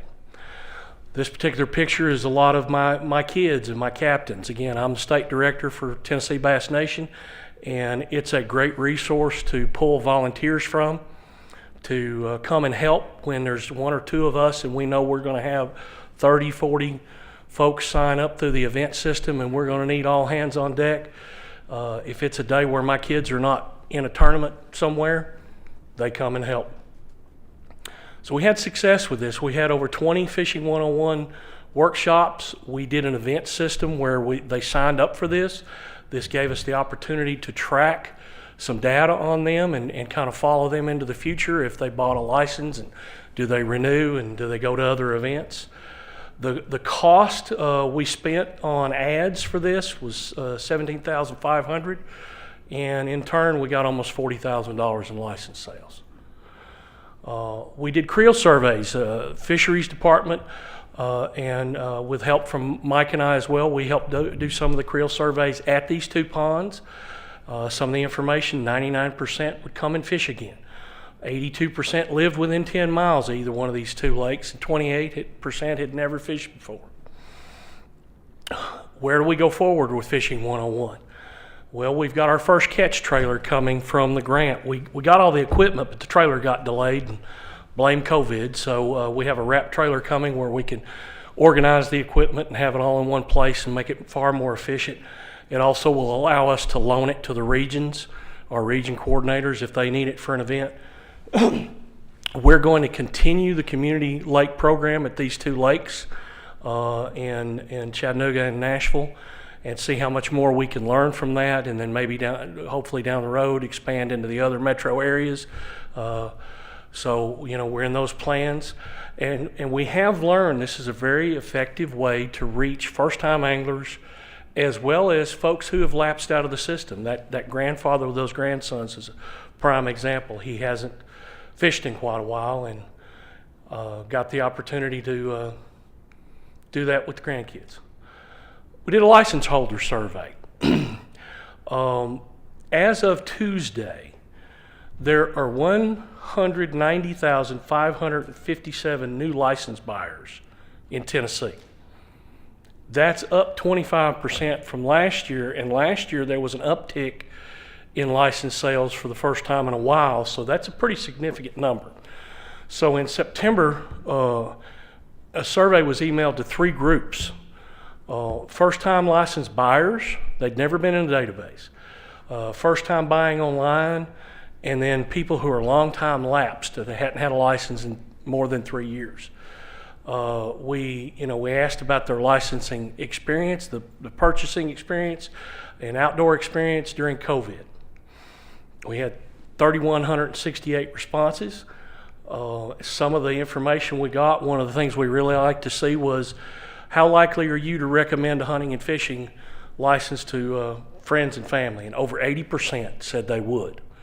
And we all know that, you know, if we bring them in and then they turn around and bring somebody else, it's like the old shampoo commercial. You tell a friend and they tell 2 friends. I'm dating myself with that one, I know. Some of the results from the survey: 66% bought it just to fish, 63% to fish with family. This was a shocking number up there at the top. 76% stated catching a fish was not important to the experience. You know, they're going to come back anyway, even if they didn't catch a fish that day. That was somewhat mind-boggling to me and some other folks too. So 66% plan to buy a license next year. 78% said that getting outdoors, getting out and fishing and doing these things helped them during COVID. We all know we got shut down and lots of folks couldn't go anywhere, and mental health, mental well-being of folks kind of got stressed, and this helped relieve some of that stress. Those of us that have been doing this a long time in the outdoors knows that going outdoors helps relieve stress. So hopefully we're bringing some more into that fold. What information would help you hunt and fish more often? They want to know things from us. They want us to make this data and information easy to get to. They want to know where to go. They want to know how to. They want to know how to fish, how to hunt, how to do specific things within all that. They want us to make suggestions about where family excursion places to go. And then tips and tricks. And another good statistic, long-term lapsed license holders, 82% of those say they will buy a license again next year. And what's really cool about this is job security. For lots of us in the agency, especially this guy who's 54 and found his way to the promised land, and the only thing I got left to go rely on is a Santa Claus job maybe. So good job security for us. I want to stick around. R3 customer service. So how have we been providing good customer service? That's important in any business. So we've been doing the Fishing 101 Community Lakes program. Those are continuing to be stocked. Now they're being stocked with trout. They were stocked with catfish during the summer. We're increasing our focus on digital customer service, a drastic necessity in these times.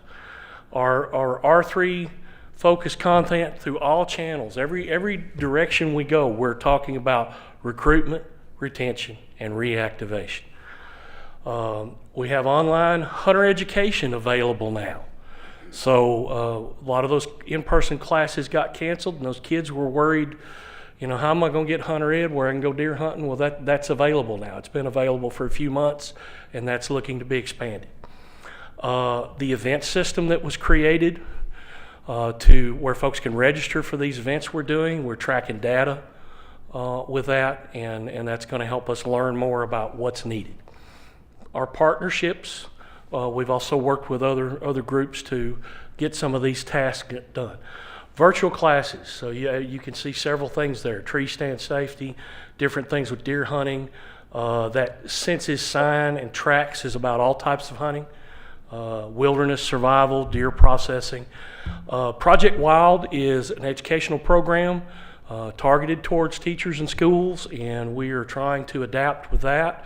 We're doing some videos and making that available, as well as we're willing to mail to teachers some materials we have that can help them with lesson plans and activities for the kids. New features on the website, where to hunt pages, where to fish pages, that's expanding and growing. And then Jason's clicking, there we go, Virtual Learning Center. So as you can see, there is lots of good stuff on here, and that is growing daily. All parts of outreach and communications are adding to this, and there's you can see everything there. The streamside bingo and the backyard bingo are worth mentioning. That once the pandemic first started and everybody's kind of locked down, these and Jason, wasn't it you that came up with those or found those? Yeah. Found those, and there lots of people got excited. We put those on Facebook, and folks got out and did that. So it's a bingo activity by either going in the backyard or on the stream side and finding certain things. Again, this particular page is being updated almost every day with materials and videos and all the things that we can help do virtual.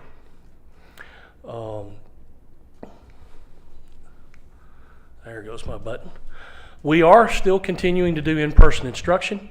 We've had first responders help with a Learn to Fish event. We've had introduction to kayaking, try out trout fishing, fun in the outdoors. That was something happened strange there. I don't know what that noise was. It's like almost sounded like a deer call, maybe. I don't know. Had the youth deer hunt at Buffalo Ridge. Of course, Buffalo Ridge stays very active. Becoming an Outdoors Woman had a muzzleloader workshop, and of course the Fishing 101. So we are continuing to do as much in person as possible while following COVID guidelines for where we are. Be it, Davidson County may be a little more strict, and some of the other areas are a little less, and we do our best to follow the guidelines of the area and of the agency. We had partnerships with the Tennessee Wildlife Federation, with Hunting and Fishing Academy, and virtual workshops. You can see those listed there. A Nashville adult deer hunt, a dove hunt, a youth deer hunt, and then some of these virtual workshops, the late season deer and the duck hunting was just recently here in December. We believe in this fiscal year we will reach at least 2,000 people with these events. And to kind of wrap things up, R3 is alive and well. And if COVID did a lot of things to hurt things, it did a lot of good things for us. It put people in the outdoors, people who hadn't been there, and people who hadn't been there in a while. So we're adapting and going virtual where we need to, but we're also staying in person as much as possible, and we're trying to learn as much as we can from the challenges COVID has presented, and we're gonna do our best to retain that 190,000 and more that new, and anybody we get back in.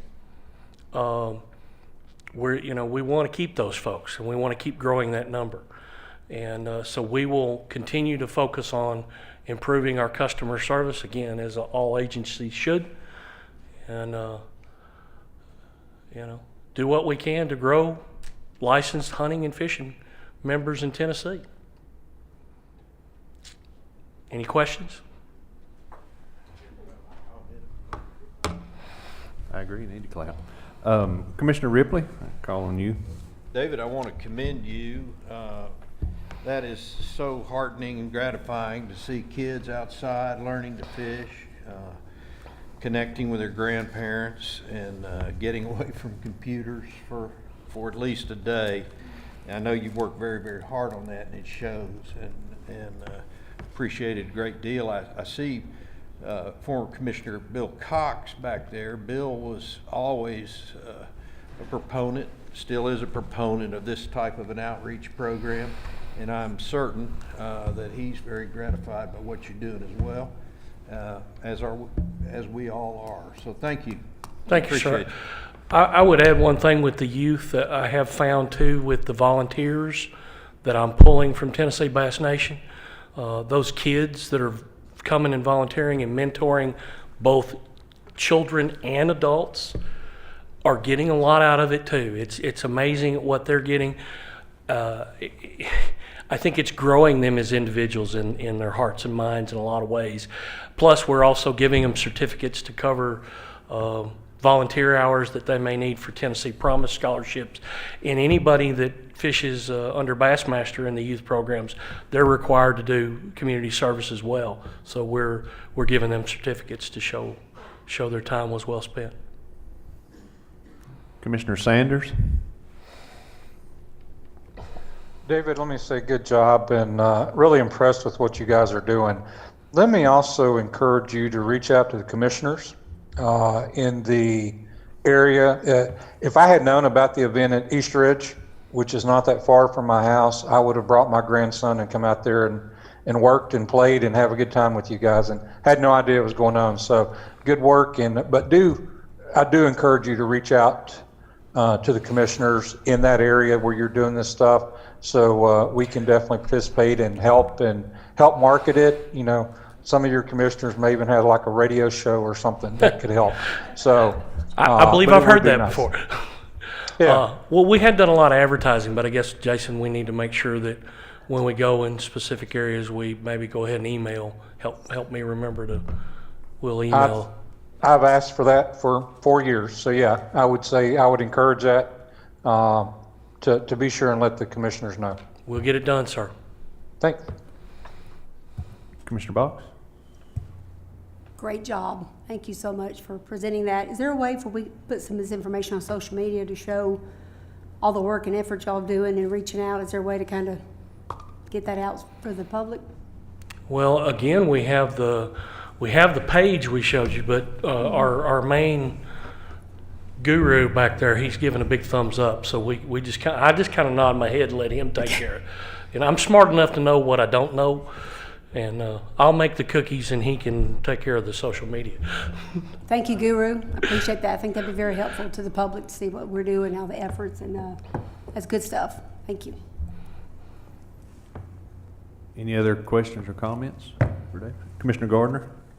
Yeah, thanks for the presentation. It's exciting. I love to see the young people out there helping. They don't realize how much they have to offer sometimes until they get around people that aren't as familiar doing outdoor activities as they are, and when they get to share that, I'm sure it means more to them than you know, some other endeavors they could do. But public service is very important for our young people, and it's good to see y'all getting them involved. The $40,000 that you quoted for the license sales, is that part of the requirement for the Fishing 101 that they purchase a license when they come? Jennifer's on her way.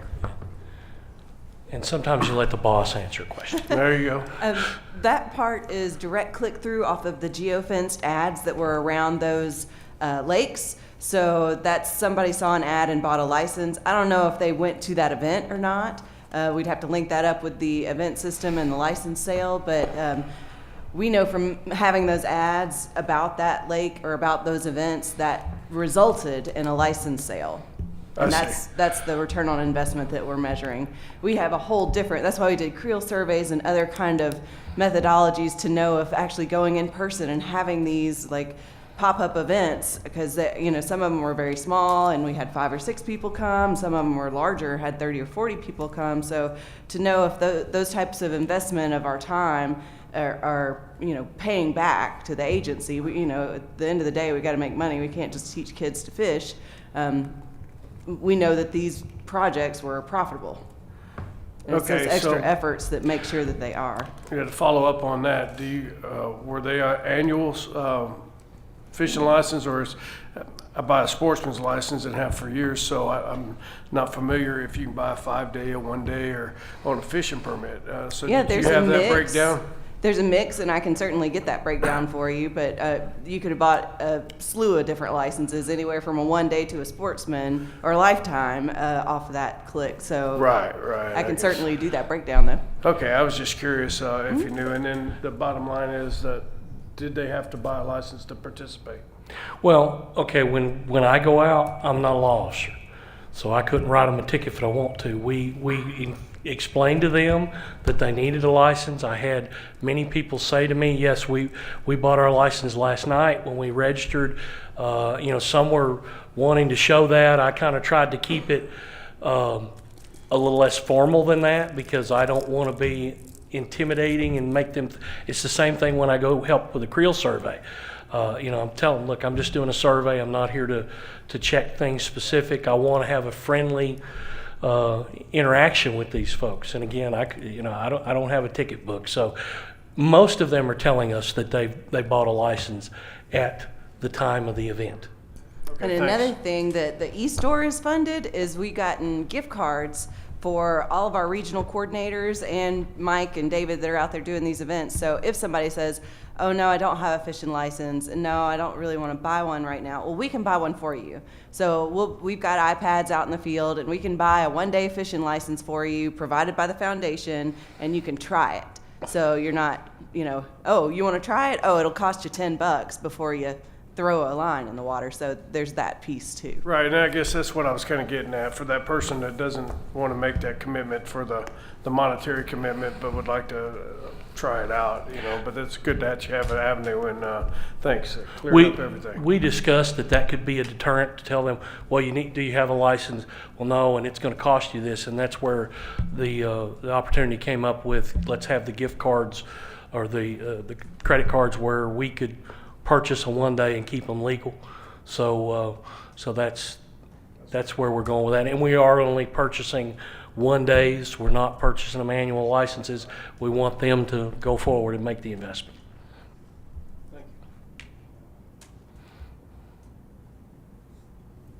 Anybody else? All right, David, thanks for being here. Appreciate what you're doing. Not only are you doing this, I see you on several weekends a year, trying to manage about up to 400 kids a weekend on a fishing, at one tournament on a lake, and it's exciting to see what you're doing across the state, and appreciate it. So I never dreamed that all those years ago, when Hank was 6, who's 24 now, and he says to me, Daddy, I want to fish a tournament, that I'd still be neck deep in it, and he's aged out, and I can't get away from it. I love it. We want to give those guys the opportunity, and I can't think of a better place to volunteer time than with Tennessee Bass Nation, and give these kids a chance to have fun, chase dreams, chase scholarships, and we got a lot of great volunteers that help with that, and parents, and I mean, even the chairman himself has volunteered and helped a little bit at several events. So it's a great organization, and I think a lot of that's what got me here. we won't mention about his daughter getting him in the penalty box, but we won't mention that. So That's go ahead and cut his Jake. mic off. So all I know is when Jake puts you in the penalty box, I about had a heart attack and thought, well, there goes the job. Thanks, David, very much. All right, I do want to introduce one person here. Most of us know him, but he did get a big promotion, and is going to do an outstanding job, and has already done an outstanding job doing that. But Jay McClellan is here, the chief of our engineering division. Jay, if you just stand up and wave. But Jay, we appreciate you being here, and you've done an excellent job. Known you for 6 years now, pretty much, and you did good as assistant. You're going to do great as the chief, so appreciate you being here. Any announcements from the commission? Director Wilson? I just have one. I don't know if we haven't wished Commissioner Connie King happy birthday yet, so we won't do that. Absolutely. Commissioner King, we would like to all wish you a happy birthday, and sorry that we forgot it. Well, thank you. I was beginning to worry there for a minute. Thank you. All right, if there's not a word, any member of the public have a comment? All right, if not, we're adjourned. We'll meet back here at 9 a.m. in the morning.